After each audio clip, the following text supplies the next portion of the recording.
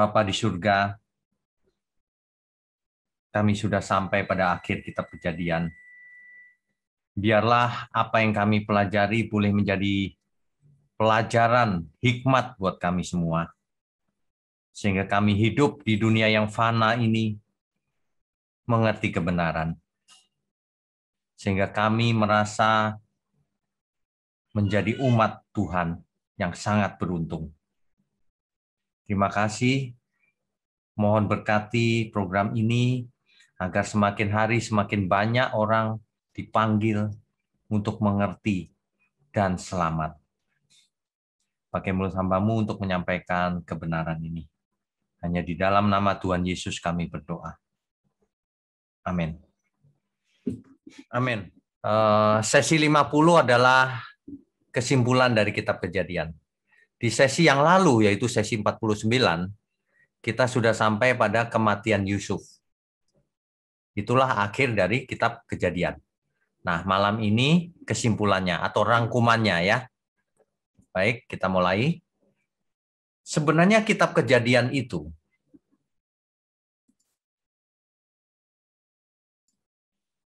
dalam kitab Perjanjian Lama adalah kitab yang pertama. Perjanjian Lama disebut juga Tanakh Ibrani, Hebrew Bible, Alkitab Ibrani, Alkitabnya agama Yahudi. Ya, kitab ini dalam bahasa Ibrani disebut Bereshit. Bereshit itu artinya in a beginning, pada sebuah permulaan. Kalau Bapak Ibu perhatikan terjemahan bahasa Inggris, kebanyakan menerjemahkan in the beginning. Seolah-olah permulaan itu hanya satu-satunya ini gitu. Padahal Tuhan atau Allah kita itu tidak terbatas. Ini hanya salah satu dimensi. Makanya kita tidak, teks ini bicara bukan the, tapi a beginning. Pada sebuah permulaan. Ada permulaan lain yang mungkin banyak, tapi kita tidak tahu dimensinya. Nah, dimensi yang kita tahu ya yang dunia kita ini. Jadi, Bereshit artinya in a beginning. Dalam bahasa Inggris, kitab Kejadian diterjemahkan menjadi Genesis. Kata Genesis diambil dari Septuaginta. Septuaginta itu kodenya LXX. Apa itu Septuaginta? Septuaginta adalah terjemahan Alkitab Perjanjian Lama dalam bahasa Yunani. Nah, itu tulisannya Genesis, bahasa Yunani, ya. Jadi sebelum zamannya Tuhan Yesus itu Perjanjian Lama sudah lengkap dan sudah diterjemahkan ke dalam bahasa Yunani. Namanya kitab Septuaginta. Ya. Nah, kitab Kejadian ini adalah kitab pertama dari Taurat. Kalau kita bicara Taurat, bahasa Ibraninya Torah, ya, atau Pentateuch. Pentateuch itu 5 kitab yang pertama. Dalam Alkitab Kitab Perjanjian Lama, 5 kitab yang pertama itu disebut Taurat, atau Pentateuch. Ya, itu adalah kitab suci. Perjanjian Lama itu adalah kitab suci orang Yahudi yang disebut dengan Tanakh. Tanakh itu singkatan Torah, maksudnya Taurat, Neviim, maksudnya para nabi, dan Ketuvim. Ketuvim itu tulisan-tulisan yang lain. Makanya Bapak Ibu kalau membaca kitab Perjanjian Baru lalu ada istilah kitab para nabi, itu artinya seluruh Perjanjian Lama. Taurat, kitab para nabi, kitab Taurat dan para nabi gitu. Ya, itu artinya seluruh Perjanjian Lama konteksnya. Oke, kita lanjutkan dulu.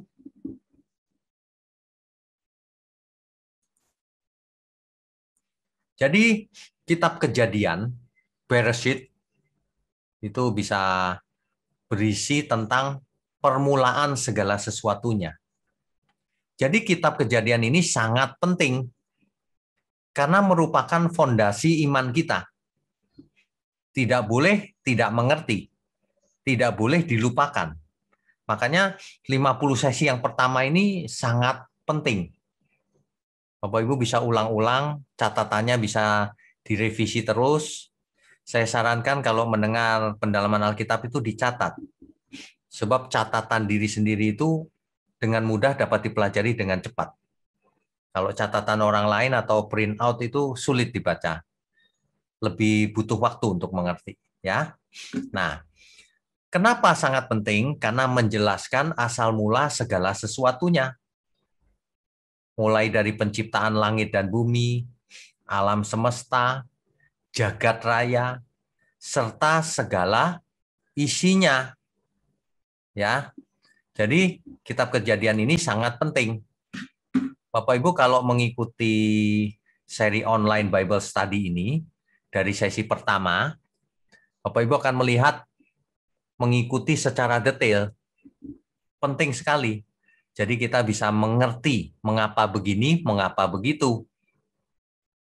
Mulai dari penciptaan langit dan bumi. 7 hari. 7 hari, 6 hari penciptaannya. Hari ke-7 Sabat. Apakah hari itu berupa hari 24 jam, ataukah hari itu berupa suatu masa? Di sesi-sesi awal saya menjelaskan itu suatu masa. Di sesi-sesi akhir saya menjelaskan itu 24 jam. Itu saya sengaja. Itu kontradiksi, Pak. Ya, tapi sebenarnya memang ada dua pendapat itu. Mau 24 jam, mau suatu masa, tidak masalah buat kita. Karena tidak membuat kebenaran rusak. Ya, itu ada pembahasan tersendiri. Bumi ini berumur muda atau berumur tua, young earth versus old earth. Ya, dua-duanya punya landasan gitu. Nah, yang saya mau sampaikan adalah kalau Bapak Ibu belajar Alkitab, jangan kaku. Kalau ada beberapa kemungkinan tafsir, tapi itu tidak merusak benang merah kebenaran, ya nggak apa-apa. Santai saja. Tidak usah menunjuk yang lain sesat dan sebagainya, nggak perlu juga. Ya. Lalu manusia jatuh dalam dosa. Tentu bukan satu hari kemudian jatuh dalam dosa. Hari ke-6, hari ke-7 Sabat, masa kemudian hari pertamanya berikutnya langsung jatuh dalam dosa, nggak begitu juga. Ya. Makanya kalau baca Alkitab harus bisa membedakan mana yang literal atau harafiah, mana yang figuratif. Nah, itu. Nah, kitab Kejadian menceritakan permulaan segala sesuatunya. Ya. Di situ manusia jatuh dalam dosa, dosa yang pertama. Kemudian manusia pertama kalinya diusir dari Eden. Tercemar oleh dosa. Kemudian Kain, pembunuhan yang pertama. Dan seterusnya. Semuanya yang pertama terjadinya itu di Kejadian. Nanti kita bahas satu persatu ya. Pada mulanya, semuanya ada di Kejadian. Nah, itulah sebabnya kitab Kejadian ini sangat-sangat penting. Bahkan Injil yang pertama ada di kitab Kejadian. Masih ingat ya, di sesi-sesi yang lalu kita sudah bahas tentang proto-evangelium atau proto-euangelium. Berita baik yang pertama, Injil yang pertama. Semuanya ada di kitab Kejadian, makanya kitab Kejadian menjadi landasan atau fondasi dasar dari pengertian kita ke belakang sampai kitab Wahyu. Ya. Oke, kita lanjutkan. Saya share dulu screen-nya. Ya. Kitab Kejadian atau Perjanjian Lama itu ya, itu sebenarnya persiapan akan datangnya Mesias. Makanya kitab Kejadian berisi silsilah atau toledot atau genealogi. Ada silsilah-silsilah. Dulu kalau kita belajar silsilah itu untuk apa ya? Kalau saya baca silsilah ngantuk gitu kan ya. Nah, kalau kita mengerti, maka kita akan perhatikan itu silsilah itu. Rupanya Mesias akan datang dari keturunan ini gitu. Jadi menarik. Begitu ya Bapak Ibu ya. Jadi kita harus belajar dengan benar, kalau bisa secara detail. Ya, kalau kita bicara kitab Kejadian, Perjanjian Lama, maka kalau ada orang yang bilang sudah dipalsukan itu, gitu ya.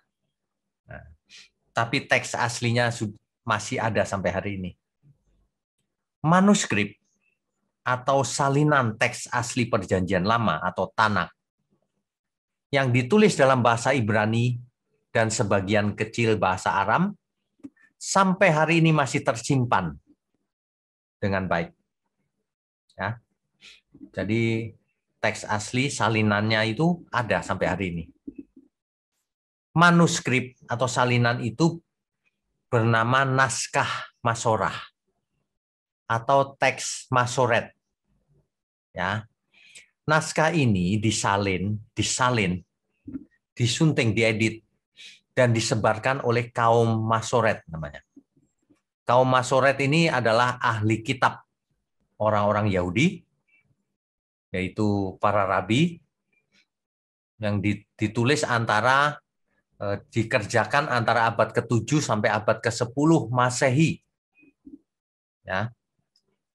Yang dilakukan oleh kelompok para rabi dari kelompok Masoret ini adalah menambahkan apa yang disebut nikudim. Nikudim itu adalah tanda-tanda vokal dan tanda-tanda baca yang memberi tanda grammar di dalamnya, tata bahasa, termasuk tanda bagaimana membacanya. Ya, mengapa ditambahkan itu? Supaya generasi berikutnya kalau membaca itu tetap benar gitu. Karena huruf Ibrani yang dulu itu aslinya itu gundul, nggak ada vokalnya. Jadi generasi berikutnya bisa membacanya bukan beresit, bisa baresit dan sebagainya. Karena nggak ada huruf hidupnya, makanya ditambahkan oleh kelompok Masoret, rabi-rabi, para rabi. Supaya kita sekarang bisa membaca dengan benar. Sudah ada vokalnya, tanpa mengubah artinya. Perhatikan baik-baik. Tidak mengubah artinya, supaya bisa dilafalkan. Hari ini, kita punya apa yang namanya kodeks. Kodeks itu adalah tulisan kuno, tulisan tangan kuno, yang dijilid menjadi berbentuk buku. Kodeks.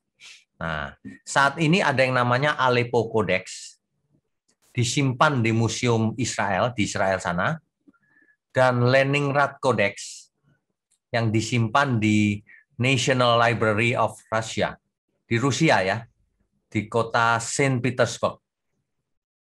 Ini adalah salinan asli Alkitab Perjanjian Lama, yang lengkap, Leningrad Codex. Dan itu disimpan di sana sejak tahun 1863 sampai hari ini. Ya. Jadi ada teks aslinya, salinannya. Nah, jadi kalau orang bicara palsu itu tidak. Ada banyak bukti. Kita nggak bicara soal penemuan gulungan laut mati lagi. Yang umurnya jauh lebih tua daripada kodeks-kodeks ini. Nggak bisa difitnah. Kebenaran itu tidak bisa difitnah. Ya, oke, kita lanjut dulu. Oke, kitab pertama, kitab Kejadian ini, seperti tadi sudah saya singgung, merupakan awal mula segala sesuatunya.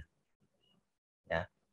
Jadi kitab Kejadian ini adalah kitab suci kuno, artinya Perjanjian Lama adalah kitab suci kuno yang pertama menekankan monoteisme. Monoteisme.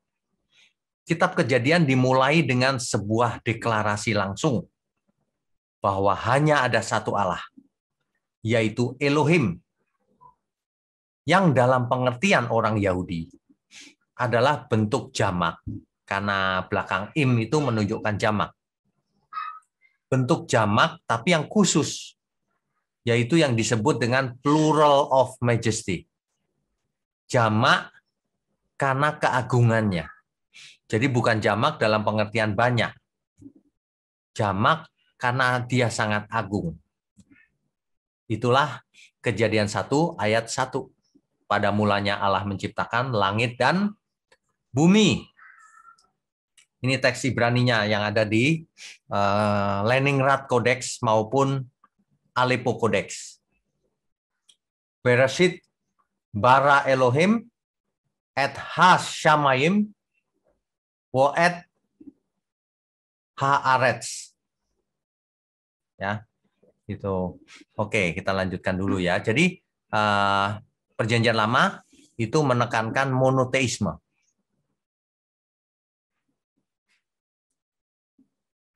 Jadi plural of majesty tadi, bentuk jamak Elohim itu adalah bentuk jamak khusus yang disebut plural of majesty. Ya, bentuknya memang plural, jamak Elohim itu. Tapi diartikan oleh orang Yahudi sebagai tunggal. Sama bentuk tunggalnya El atau Eloah. Itu bentuk tunggal dari Elohim. Kata bahasa Aramnya Elah atau Elaha. Dalam bahasa Arabnya Allah. Inilah yang dipakai di bahasa Indonesia. Kata Allah. Jadi Elohim itu sama dengan Allah. Cuma Allah itu bahasa Arab. Ya. Elohim dipakai untuk memanggil para dewa. Iya juga.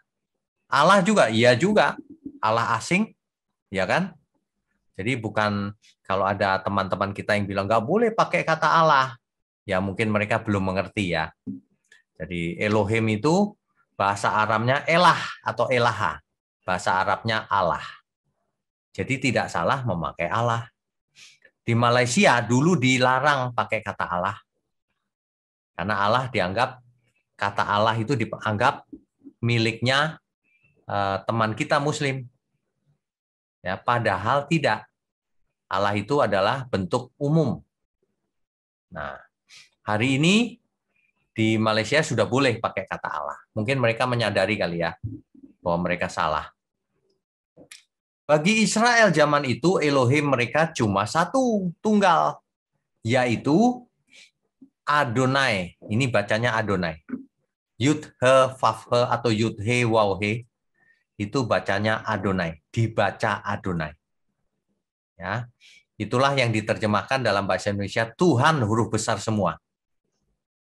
Jadi kalau Bapak Ibu membaca Alkitab, ada tulisan Tuhan tapi huruf besar semua, itu artinya dalam teks aslinya adalah Yud He Waw He atau Yud He Vav He. Ya. Kalau Bapak Ibu menemui kata Allah di Alkitab terjemahan baru bahasa Indonesia, itu teks aslinya kalau tidak Elohim, ya El atau Eloah. Jelas ya? Oke, kita lanjutkan dulu. Orang Israel menganggap bahwa Elohim itu tunggal, bukan jamak. Buktinya apa? Buktinya kredo atau syahadat orang Israel yang disebut dengan Shema Yisrael. Shema Yisrael itu pengakuan iman orang Israel, agama Yahudi, agama Musa, Yudaisme, diambil dari Ulangan 6 ayat 4. Ulangan 6 ayat yang ke-4. Bunyinya begini Bapak Ibu. Shema Yisrael, Adonai Eloheinu, Adonai Echad. Artinya, Hear, O Israel, the Lord is our God, the Lord is one. Dengarlah hai Israel, dengarlah hai orang Israel, Tuhan itu Allah kita. Perhatikan, Tuhannya huruf besar. Artinya, teks aslinya adalah Yud He Waw He. Yud He Vav He. Ini saya kasih tanda ya. Ini. Bahasa Inggrisnya diterjemahkan Lord, dalam bahasa Indonesia diterjemahkan Tuhan huruf besar. Ini juga sama. Ya. Lord. Ini. Nah, inilah yang ditekankan juga oleh Tuhan Yesus di Markus 12 ayat 29. Tuhan ditanya, hukum yang terutama apa? Dijawab. Jawab Yesus, hukum yang terutama ialah, dengarlah hai orang Israel, Tuhan Allah kita, Tuhan itu Esa. Satu tunggal Esa. Ya. Nah, jadi agama mula-mula ini adalah yang mula-mula monoteisme adalah dari Perjanjian Lama. Orang Kristen suka mengartikan Elohim itu jamak beneran, Tritunggal. Tapi sebenarnya menurut orang Israel itu tunggal. Plural of majesty. Tuhan Yesus saja berkata bahwa Tuhan Allah kita itu Esa. Tuhan itu Esa. Kalau Tuhan berkata begitu, yang dimaksud siapa ini? Tentu saja Bapa di surga. Bapa di surga itu Esa. Ya.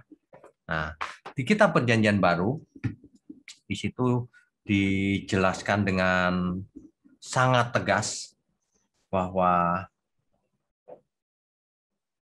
ya, saya bacakan ya.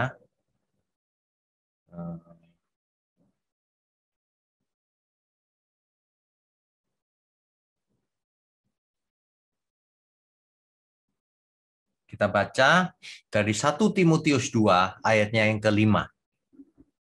1 Timotius 2 ayat yang kelima. Ini ditulis oleh Rasul Paulus. Rasul Paulus adalah seorang Yahudi. Jadi dia tahu persis Shema Yisrael ini. Ya, saya bacakan. Karena Allah itu Esa, dan Esa pula dia yang menjadi pengantara Allah antara Allah dan manusia, yaitu manusia Kristus Yesus. Bapak Ibu kalau membaca ini artinya apa ini? Karena Allah itu Esa, Allah di sini di ayat ini maksudnya adalah Allah Bapa. Karena Allah Bapa itu Esa, dan Esa pula dia yang menjadi pengantara antara Allah Bapa dan manusia. Siapa itu?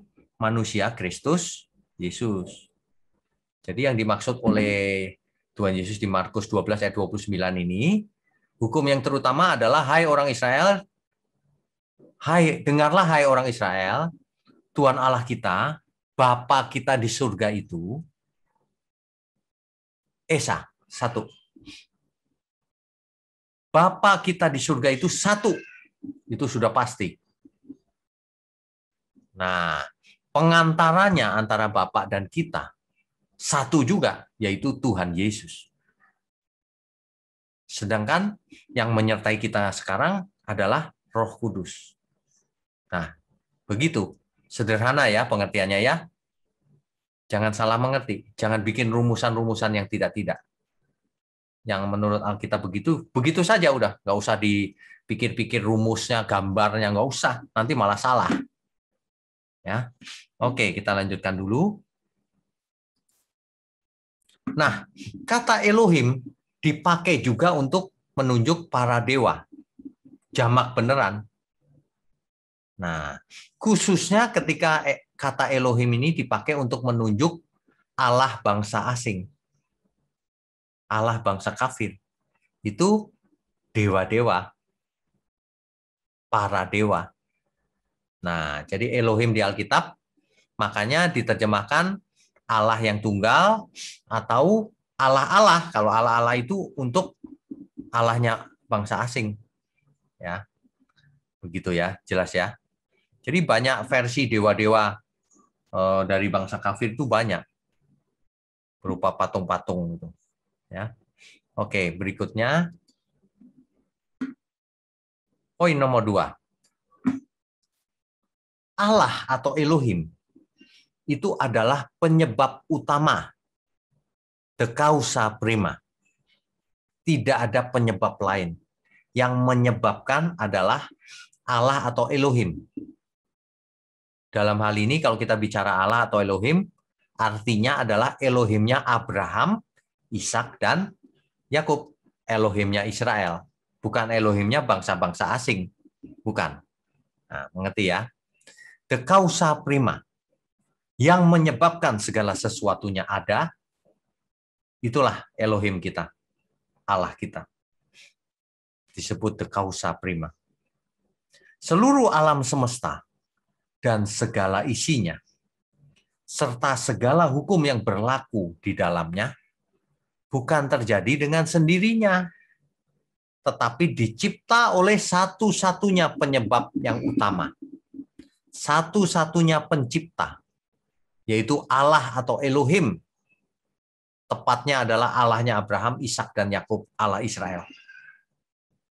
Jadi perjanjian lama ini dimulai dengan deklarasi bahwa Allah lah penyebab utama segala sesuatunya.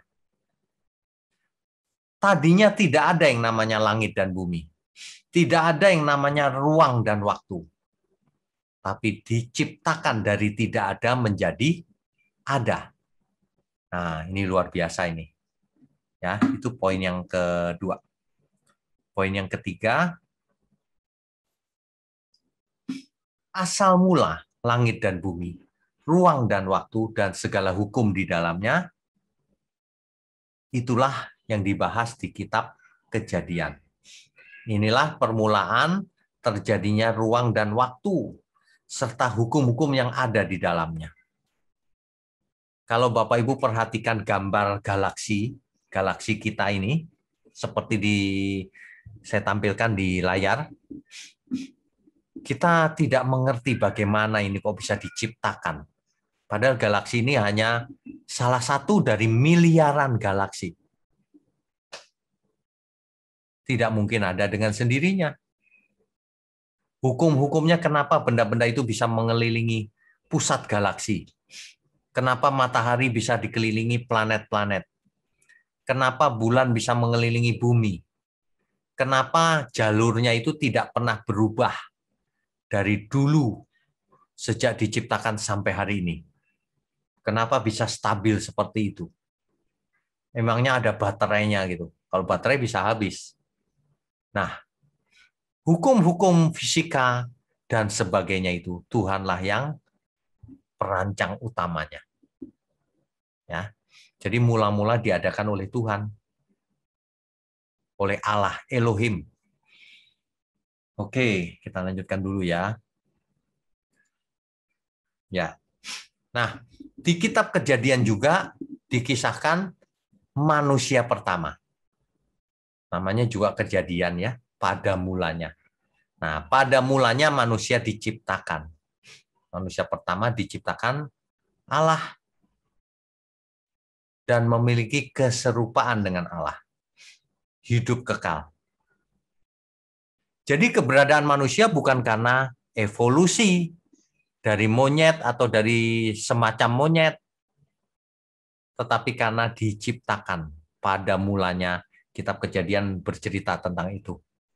Di mana debu tanah diambil, dihembus nafas atau roh Allah, roh yang berasal dari Allah, sehingga manusia itu menjadi hidup, disebut Adam, Adamah, ya. Nah, kemudian diciptakan Hawa, perempuan yang pertama kali ada di bumi. Ketemu dengan Adam yang pertama kali ada di bumi.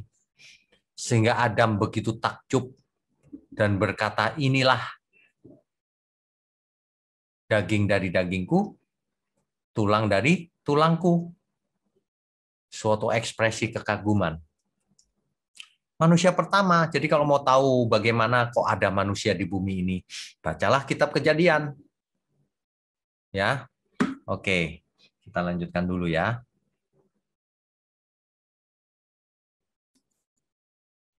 Nah, dosa yang pertama terjadinya juga di kitab Kejadian, yaitu karena ketidaktaatan.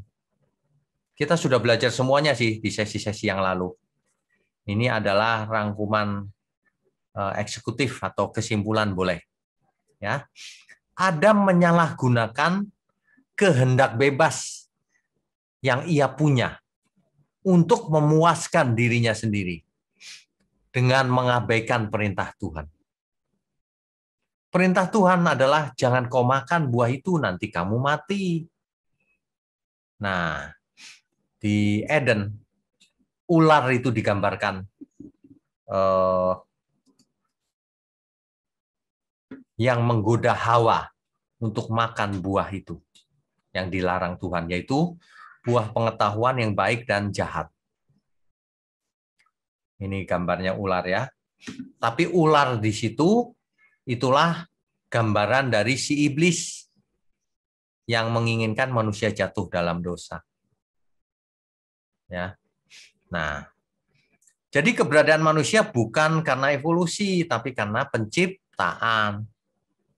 Setelah jatuh dalam dosa, entah terjadi apa dalam DNA manusia.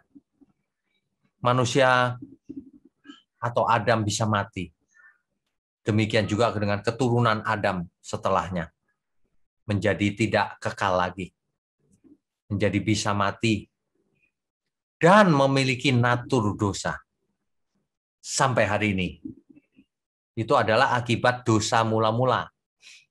Jadi pada mulanya dosa itu masuk ke semua manusia. Ini kisahnya.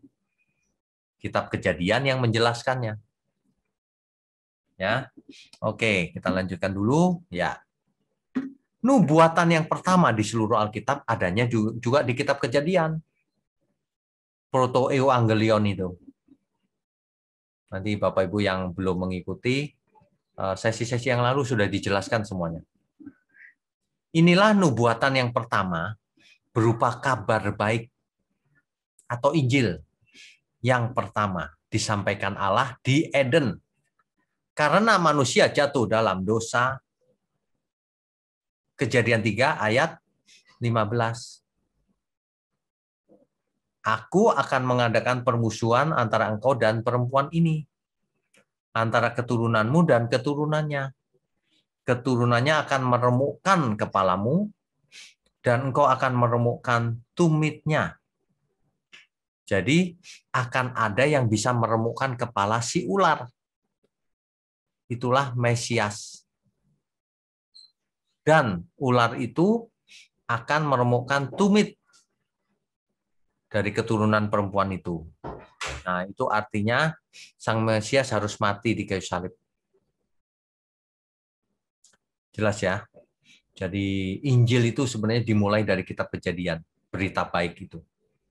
Bahwa manusia tidak mati terus binasa, tapi akan datang Mesias yang meremukkan kepala si ular, yang membinasakan pekerjaan iblis. Ya, saya sarankan Bapak Ibu melihat sesi-sesi yang lalu untuk lebih detailnya ya. Pembunuhan yang pertama juga terjadinya di kitab Kejadian. Pada mulanya terjadi pembunuhan itu adanya di kitab Kejadian juga. Kain membunuh adiknya Habel karena panas hati, karena iri. Nah, sampai hari ini kalau orang iri, ia menjadi jahat. Ia menjadi tidak masuk akal. Masa adik sendiri dibunuh?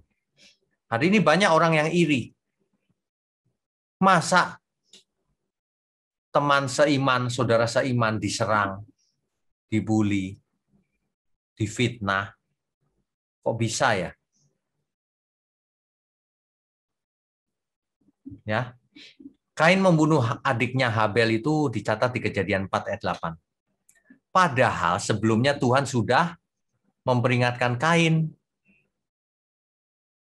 Kain, kalau hatimu panas, dosa sudah mengintip di depan pintu.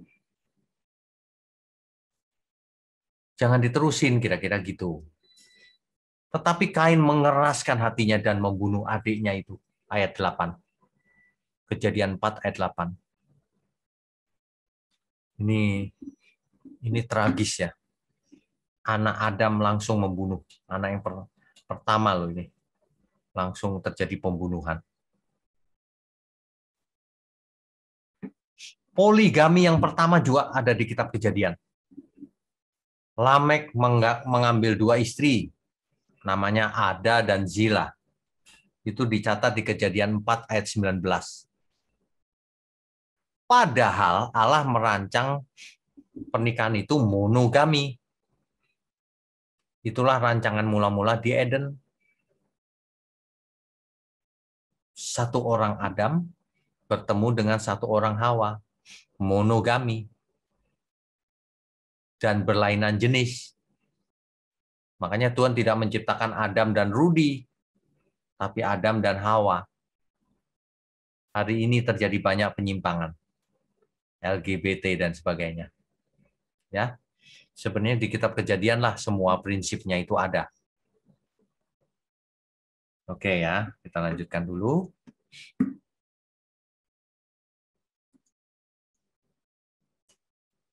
Pada mulanya terjadi bangsa-bangsa itu bagaimana sih? Kok bisa ada banyak bahasa juga? Nah, kita sudah bahas hal ini. Mula-mula seluruh bumi satu bahasanya dan satu logatnya. Kejadian pasal 11 ayat 1 itu. Tetapi karena manusia sombong dan menyembah dewa lain, maka Tuhan mengacaukan bahasa mereka. Sehingga diserahkanlah mereka ke seluruh bumi. Maka terjadi berbagai bangsa dan bahasa. Kita sudah bahas di sesi-sesi kita yang lalu, bahwa manusia hari itu membangun menara Babel yang berbentuk zigurat, dan di puncaknya ada kuil penyembahan terhadap dewa bulan. Marduk yang bernama Nana, dewa bulan, yang lambangnya bulan sabit. Ya, itu terjadi penyembahannya di menara Babel. Itu sebabnya Tuhan marah dan mengacaukan bahasa mereka, sehingga mereka terserak di seluruh bumi. Di sesi yang lalu kita juga sudah bahas, tidak lama setelah itu, lahirlah bangsa Cina dengan huruf-hurufnya yang menceritakan kitab Kejadian. Bapak Ibu harus dengarkan lagi itu, sesi yang itu ya. Demikianlah pada mulanya bagaimana bangsa-bangsa itu dan berbagai bahasa itu bisa ada. Semua ada di Alkitab, Bapak Ibu. Pemusnahan global yang pertama kali terjadi juga ada di kitab Kejadian. Allah memusnahkan seluruh bumi dengan air bah. Kejadian 6 ayat 13 itu. Kita ingat kisahnya Nuh ya, berarti ya. Hanya ada 8 orang yang di bahtera Nuh yang selamat, yaitu Nuh dan istrinya, anaknya laki-laki 3, menantunya 3. Jadi total 8. Ya. Dan itu menjadi nenek moyang manusia karena semuanya musnah, tinggal mereka berdelapan. Itu adalah pemusnahan global yang pertama dengan air. Nanti pemusnahan global yang terakhir itu adalah oleh api. Lautan api yang disebut Gehenna atau neraka dalam bahasa Indonesianya. Kita baca 2 Petrus 3 ayat 7. 2 Petrus pasal 3 ayat 7. Tetapi oleh firman itu juga langit dan bumi yang sekarang terpelihara dari api, sekarang masih terpelihara dari api, nanti gitu loh kira-kira. Dan disimpan untuk hari penghakiman dan kebinasaan orang-orang fasik. Nanti pemusnahan global yang terakhir itu langit dan bumi yang sekarang menjadi lautan api. Dan orang-orang yang sudah mati akan dibangkitkan untuk mengalami kematian kedua di lautan api, di neraka. Tapi orang-orang benar yang berkenan bagi Tuhan akan dibawa Tuhan Yesus di kedatangannya yang kedua kali, menuju langit yang baru dan bumi yang baru. Itulah surga. Ya, sebenarnya Alkitab sudah menjelaskan pada mulanya dimusnahkan semua manusia karena jahat oleh air. Masih ada yang selamat yaitu 8 orang. Tapi nanti pemusnahan global yang terakhir oleh api. Yang selamat adalah orang-orang yang percaya, percayanya benar, imannya benar, ada perbuatannya, bukan iman yang hanya direnungkan, tapi nggak ada buktinya. Ya, oke. Jadi kitab Kejadian ini luar biasa, Bapak Ibu. Nanti pemusnahan global yang pertama ini disebut-sebut oleh Tuhan Yesus juga. Hari itu seperti zamannya Nuh. Nah, gitu. Hari itu tuh maksudnya hari Tuhan. Hari Tuhan tuh maksudnya kedatangan Tuhan Yesus yang kedua kali atau terakhir. Ya. Oke, kita lanjutkan dulu. Ya. Kitab Kejadian juga bercerita tentang pada mulanya bagaimana bangsa Israel itu kok ada, asal mulanya bagaimana. Ya. Kitab Kejadian mengantarkan pembacanya pada awal dari terbentuknya bangsa Israel sebagai umat pilihan Allah. Di sebelah kiri ini petanya zaman sekarang ya. Dari Adam sampai Abraham, Ishak dan Yakub, Yakub diganti nama menjadi Israel. Yang kemudian keturunannya hidup di Mesir menjadi bangsa yang besar. Itu kita sudah bahas ya sampai pasal 50, Kejadian pasal 50. Tetapi bukan berarti jika sudah jadi umat pilihan pasti selamat.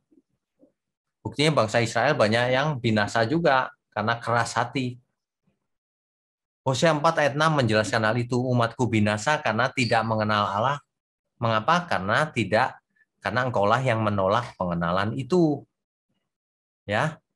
Nah, oke, kita lanjutkan dulu ya. Nah, jadi sebenarnya kitab Kejadian itu sedang mengantarkan kita semua, termasuk Perjanjian Lama, sedang mengantarkan kita semua kepada penggenapan dari proto-evangelium, akan lahirnya Sang Mesias.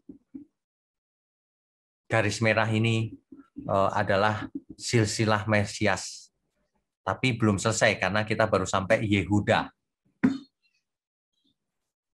Yehuda ya, dari Terah, Abraham, kemudian dari Ishak, dari Yakub, kemudian turun lagi ke Yehuda. Yehuda nanti turun terus, nanti akhirnya sampai kepada Sang Mesias. Jadi kitab Kejadian ini memulai silsilah itu. Bisa ditelusuri terus sampai akhirnya sampai ke Mesias. Ya, oke, kita lanjutkan lagi. Ya, ini ringkasannya. Tadi yang kita sudah bahas, minimal ada 12 poin. Nah, bicara soal masalah penulisan kitab Kejadian. Siapa yang nulis? Secara tradisi dipercaya bahwa 5 kitab yang pertama dalam Perjanjian Lama yang disebut Taurat atau Pentatuk tadi atau ditulis oleh Musa. Meskipun sangat mungkin tulisan Musa itu dilanjutkan oleh Yosua. Sebab di Ulangan 34 ayat 7 ditulis bahwa Musa mati. Masa Musa mati bisa menulis? Nah, tapi kemungkinan besar dilanjutkan oleh Yosua. Ya. Nah, kitab Kejadian ini ditulis oleh Musa ditujukan kepada bangsa Israel. Itu, ya. Ditulis sekitar tahun 1450 sampai 1410 Masehi, sebelum Masehi. Jadi kira-kira 3.500 tahun yang lalu ditulisnya oleh Musa. Di mana ditulis di padang gurun dan juga di Jazirah Sinai. Ditulis selama 40 tahun selama perjalanan itu. Keluar dari Mesir menuju Kanaan. Ya. Nah, letak geografis dari kisah-kisah yang ada di kitab Kejadian itu di Timur Tengah, ya. di area yang disebut dengan kok hilang tulisannya? Nah, ini nggak apa-apa. Di area yang disebut dengan the crescent, ya disebut dengan fertile crescent ya. Jadi daerah bulan sabit yang subur. Ini petanya nih. Sebentar ya. Ini dia petanya. Fertile crescent.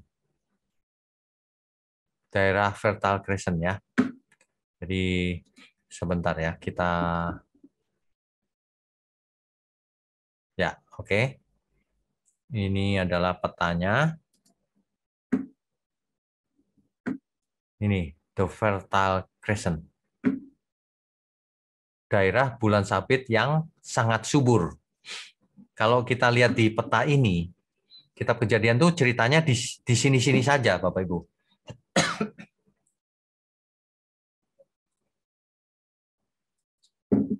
Ingat, ini Ur, nih saya panah ya, Ur Kasdim, tempat kelahiran Abraham. Jadi Fertile Crescent ini daerahnya. Ini saya gambar ya. Bahkan sampai di sini, Sungai Nil sebagian. Nah, ini dia. Ini adalah daerah Fertile Crescent. Jadi kitab Kejadian di sini. Bermainnya di sini ceritanya. Kalau Bapak Ibu ikutin mengikuti sesi-sesi sebelumnya, maka akan jelas tuh bahwa dari Ur Kasdim ke Haran, Haran ke Kanaan, kembali lagi ke Haran cari jodoh dan seterusnya. Kemudian zamannya Nuh, kapalnya terdampar di Ararat dan sekitar sini semua. Bahkan lokasi Eden ada di sini. Ya, lokasi Eden. Ini disebut daerah bulan sabit yang sangat subur. Ya, oke, kita lanjutkan. Ini kronologinya, Bapak Ibu. Jadi, tahun berapakah terjadinya penciptaan? Tidak tahu. Mungkinkah jutaan tahun yang lalu? Ya, mungkin saja. Kita tidak tahu karena tidak ada yang mencatat hari itu. Jangankan begitu, kejadian Nuh saja kita tidak tahu tahun dan tanggalnya. Tapi yang kita tahu, di tahun 2500 sebelum Masehi, itu orang-orang Mesir sudah menemukan pembuatan kertas dari papirus dan tintanya untuk nulis. Itu 2500 sebelum Masehi sudah ditemukan di Mesir. Itu sebabnya kalau ada yang mengatakan tidak mungkin kitab Kejadian ditulis Musa sebab hari itu belum ada tulisan. Nah, itu fitnah. Itu orang itu salah, tidak mengerti sejarah. Musa lahir di tahun 1526 sebelum Masehi. Padahal tulisan kertas dan tulisan tinta itu sudah ditemukan di Mesir tahun 2500 sebelum Masehi. 1000 tahun sebelumnya sudah ada tulisan. Jadi fitnah-fitnah semacam itu tidak laku hari ini karena kita tahu Musa pasti bisa nulis. Dia belajar di istana dan hari itu memang sudah ada tulisan. Teknologi tulisan sudah ada, ya. Nah, yang kita tahu adalah Abraham. Abraham lahir tahun 2166 sebelum Masehi. Abraham masuk ke Kanaan tahun 2091 sebelum Masehi. Ya. Nah,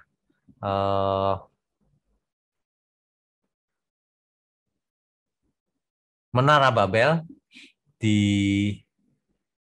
dibangun sekitar tahun 2100 sekitar itu. Ya. Oke. Kemudian Ishak lahir kapan? Tahunnya ada semua nih, Bapak Ibu. Ditutup dengan kitab Kejadian ya, maksud saya, ditutup dengan kematian Yusuf, yaitu tahun 1805 sebelum Masehi. Ya. Oke. Ini adalah kronologinya supaya Bapak Ibu ada gambaran bahwa Alkitab kita itu historis, bukan dongeng.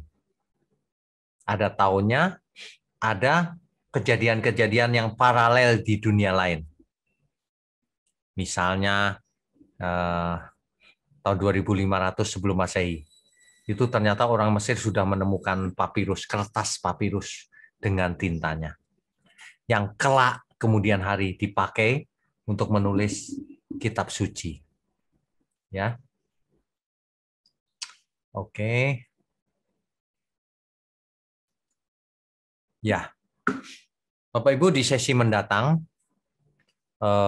sesi 51 kita akan masuk kepada kitab Keluaran, yaitu bagaimana setelah Yusuf mati. Kitab Keluaran. Kita sudah belajar di sesi-sesi yang lalu bahwa Yusuf menjadi penguasa nomor 2.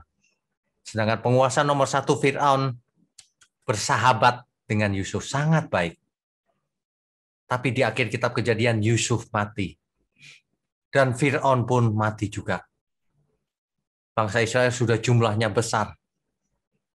Bagaimana nasibnya? Nah, itulah yang akan kita bahas Rabu depan, sesi 51, Kitab Kejadian. Amin.